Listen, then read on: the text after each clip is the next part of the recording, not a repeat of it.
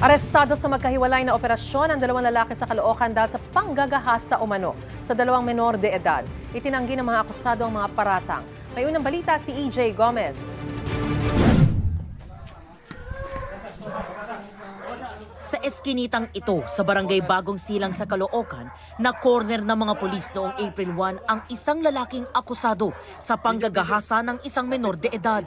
Ang biktima, anak ng kinakasama ng akusado. Ayon sa pulisya, 2018 nang maganap ang umano'y pangahalay sa nooy 14 anyos na biktima. Ang nangyayari po, bali, iniimbita nung tatay yung kanyang stepdaughter. Pumasok sa isang kwarto, inaabutan ng pera, minsan 50 pesos, 100 pesos. Tapos doon hinahalay niya yung bata. Tapos nung nadiscover nung kalibin partner niya noon, bali, ayun, nagalit, nag-away sila hanggang sa sinampahan ng kaso tong suspect natin.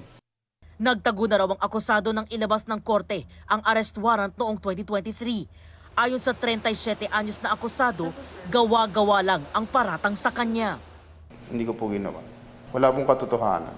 Yung pinaparatang po nila sa akin. Hindi ko po alam, ba't ginanon ako eh. Samantalang lahat naman, binibigay ko naman sa kanila.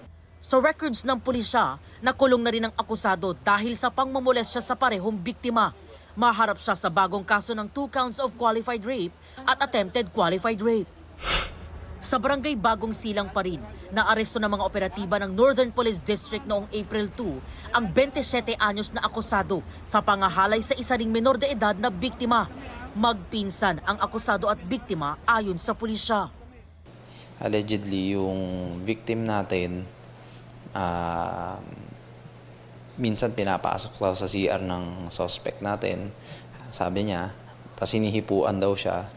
Tapos until such time na ito na nga, na ipasok daw siya sa kwarto, tapos ginalaw din siya, hinalay daw siya. Doon na siya naglakas loob na magreklamo. Itinanggi ng akusado ang paratang. Aniya, wala siya sa bahay nang maganap ang sinasabing insidente.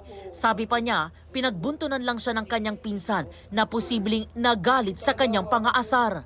Tinuturing ko talaga yan na parang kapatid na. Pero yun mama, di ko nga rin lubos maiisip na kinasuhan ako ng ganun. Kasi nung araw na yun, nung umaga umalis naman ako doon. Pagbalik ko, wala na siya doon. Tapos parang umalis ako ng bahay, walang problema, ilang araw.